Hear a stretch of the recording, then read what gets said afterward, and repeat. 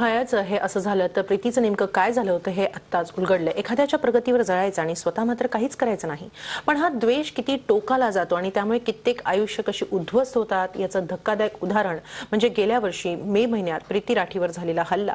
तिच्या हल्लेखोराला 8 महिन्यांनी अटक झाली आहे। त्यानं प्रीतीवर हल्ला का केला याचं कारण चक्रावून टाकणार आहे।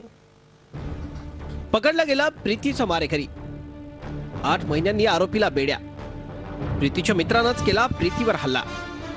मुंबईत आर्मीमध्ये नर्स म्हणून रुजू होण्यासाठी डोळ्यात बरीच स्वप्न घेऊन प्रीती 2 मे 2013 ला वांद्रे टर्मिनसवर ट्रेनमधून उतरली आणि पुढच्या काही क्षणातच तिचं आयुष्य उद्ध्वस्त झालं। प्लॅटफॉर्मवरच एका अज्ञात व्यक्तीने तिच्यावर ऍसिड हल्ला केला। 8 महिन्यांनी मुंबई क्राईम ब्रांचला हा आरोपी सापडलाय। अंकुर पालीवालला दिल्लीतून अटक करण्यात आली आहे। प्रीती राठी ह्या जे मुलीवर ऍसिड हल्ला मुंबईमध्ये झाला होता, माध्यमं टीका करत होती, तिचे पालक येऊन पोलिसांना विचारणा करत होते।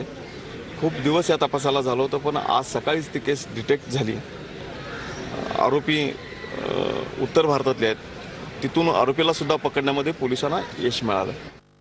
अंकुर पनवर हा 23 वर्षाचा आरोपीला अटक केली आहे आणि 24 तारीखपर्यंत त्याची पोलीस कोठडी घेतली आहे।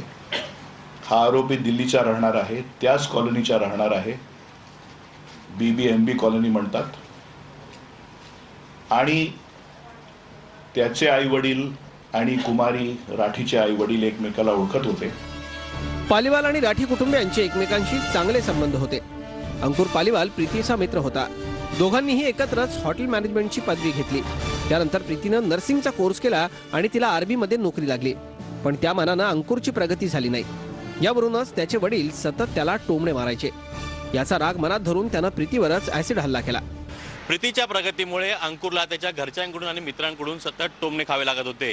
उठता बसता अंकुरला हे टोमणे मिळत होते। या दिवशी प्रीतीला नोकरी लागली, त्या दिवशी अंकुरच्या घरात जोरदार भांडणं झाली आणि त्याच दिवशी प्रीतीचं आयुष्य उद्ध्वस्त करण्याची योजना अंकुरने आखली आणि तिच्यावर ऍसिड हल्ला केला। निव्वळ द्वेषातून अंकुरनं प्रीतीवर हल्ला केला। यामध्ये तिचा मृत्यू झाला। आता अंकुरलाही पोलिसांनी बेड्या घातल्यात। त्याचं ही उरलेलं आयुष्य आता जेलमध्येच जाणार आहे। अजित मांढरे, झी मीडिया, मुंबई। पुढच्या बातमीकडे घाटकोपर रेल्वे स्टेशनवर